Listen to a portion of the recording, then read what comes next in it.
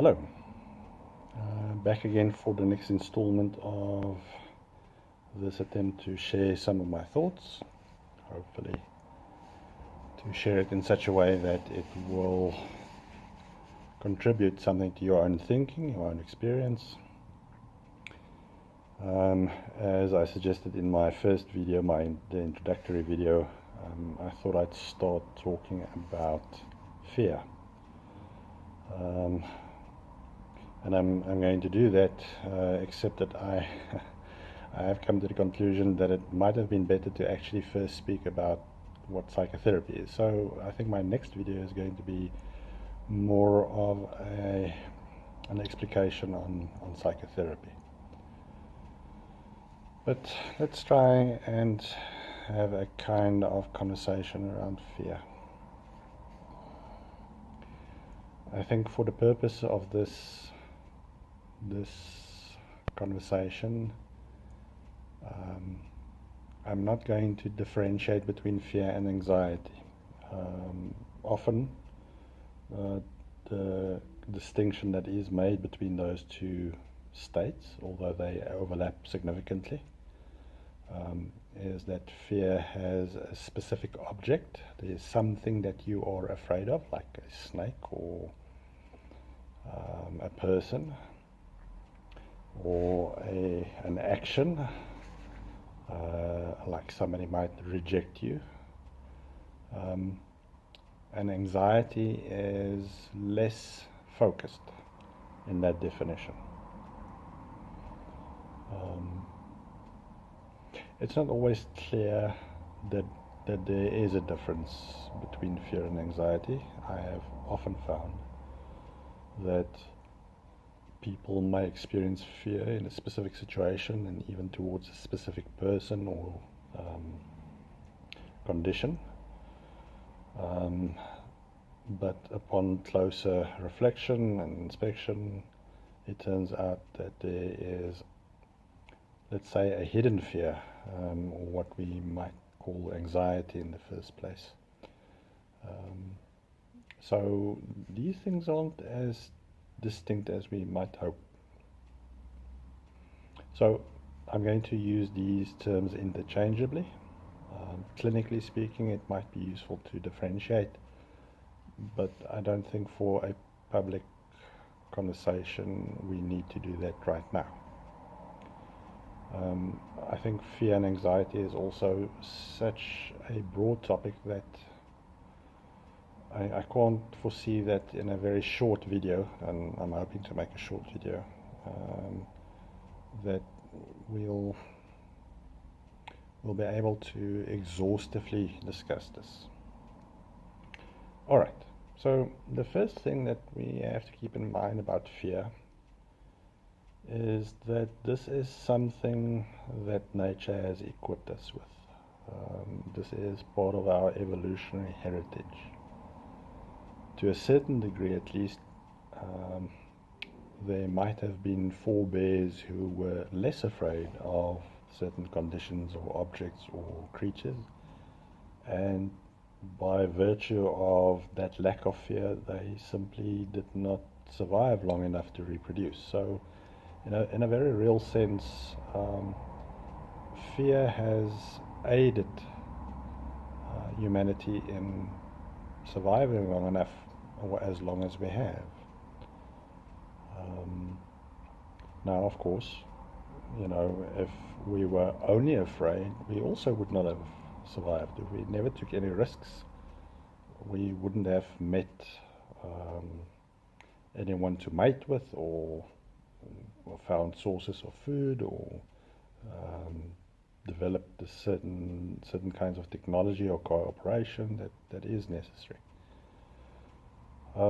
So, although I'm not fond of the word balance, it's maybe appropriate to say that in some way we have to balance fear and risk. And of course, just using the term risk implies a certain amount of fear. So, okay, so we can't get away from the fact that we are going to be fearful, and we're going to have anxiety. It is an essential part of the human condition. and and I think it's useful in the sense that we don't try to demonize our own fears.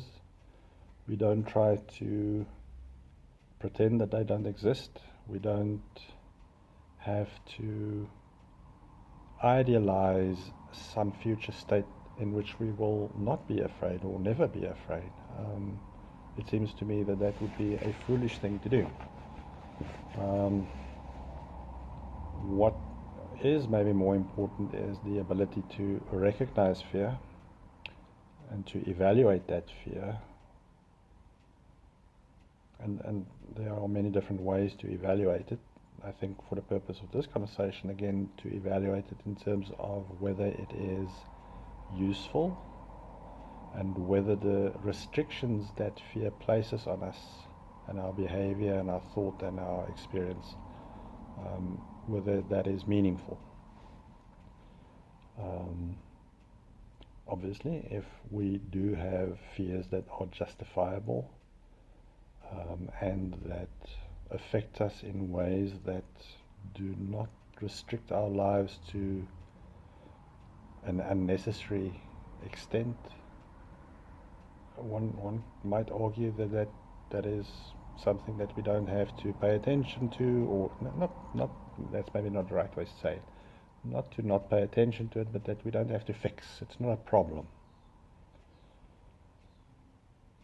By that definition, then, of course, fear does become a problem if it does restrict us unnecessarily, or to a degree that we cannot live life as we would. I wanted to say as we would like, but I think that's also not quite the right way to say it, because we would probably like life to be more like paradise, and that's also not realistic. So to live life according to our potential, or the development of our potential, to live life in a way that we can love and work in ways that are important, and that, again, not to overemphasize this word, but that is meaningful. All right. So that would be one way of evaluating fear and the purpose and the role of fear. I think by virtue of the sort of psychotherapeutic view on life, I'm going to speak of those fears that we deem to be excessive. Maybe I can say something a little more about how to evaluate whether fear is excessive or not.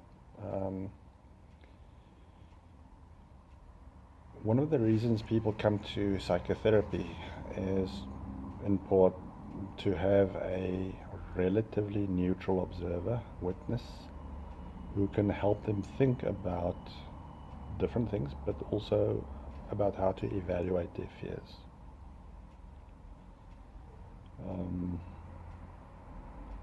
So one of the ways that we can find out whether our fears are justifiable or not is to speak to people that we trust. This can be a therapist, but of course it doesn't have to be. It can be a close friend or a family member, or a life partner, or somebody that we trust, somebody whose opinion we have faith in, and in general who will not be prejudiced. There are sometimes relationships in which people don't always act in the same kind of good faith. For instance, a wife might want her husband to be a lot more assertive and aggressive in his ambition, because it will allay her anxieties. Now, there's nothing essentially wrong with that, but it might skew her opinion about his fear and anxiety. So somebody who is likely to speak to you in good faith about your state of mind. I think that's important. Of course, ultimately it's a subjective choice or evaluation. We have to decide whether or not something is excessive.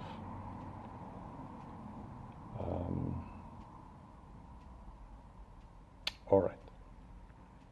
Once we have judged something to be less useful or excessive, it is very useful to try and describe as accurately as possible what the fear or anxiety is. Now, as per the first definition I gave, it's not always possible to know what we are afraid of.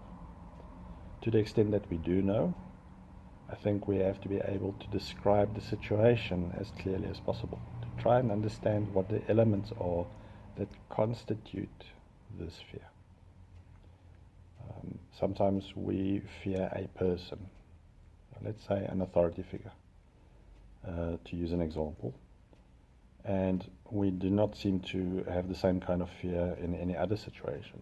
So we try to describe as clearly as possible what it is about this person, what it is he or she says or does or doesn't say or doesn't do, that evokes this fear in us. Sometimes we're not able to define that. So we don't find a cause in the outside world. So, okay. So it's maybe then necessary to describe other elements around this fear. So when you are in a situation or in the grip of fear, what is it that you feel? And the answer to that question is not, well, it's fear or anxiety. The answer to that question might be more accurately, okay, I feel a tightness in my chest, or I feel a fluttering in my stomach, to describe it almost in terms of sensory qualities, rather than naming the feeling as fear or anxiety. One might describe how it leads you to behave. Sometimes we can recognize that we start avoiding certain situations, or that our behavior changes when we are in the grip of fear. Things that we either stop doing or do less of, or start doing or do more of. We can describe our thoughts, either in the situation or thoughts that have to do with the situation, even when we are not in the grip of fear. Alright, so describing, we've now said something about judging fear to be excessive or undesired in a particular way. We've now said something about describing that fear. Now, in describing fear, it is useful to use language. It's to language it, if we can turn that into a verb. In order to language something, we symbolize experience. Experience is maybe raw, the feeling is raw, and when we put it into words, we are required to use, let's say, higher functions of our brain or our mind, and to put it into something symbolic. Now, this is maybe something I'll try and speak about later in another video, so we can maybe pin that idea, and we'll get back to why language is regarded as symbolic. But I think we can understand that to go from raw feeling to language requires a kind of processing. All right. I think I'm going to stop here with this video. I want the videos to not be too long. I have suggested a couple of steps in the process of thinking about fear. This is, of course, just the beginning. So let me stop here for now, and we can either have more questions. I'm also going to continue making other videos around the notion of fear. All right. Thank you for your time. Thank you for watching. I appreciate your effort, your input in terms of your energy, and I hope you find this meaningful. Bye-bye.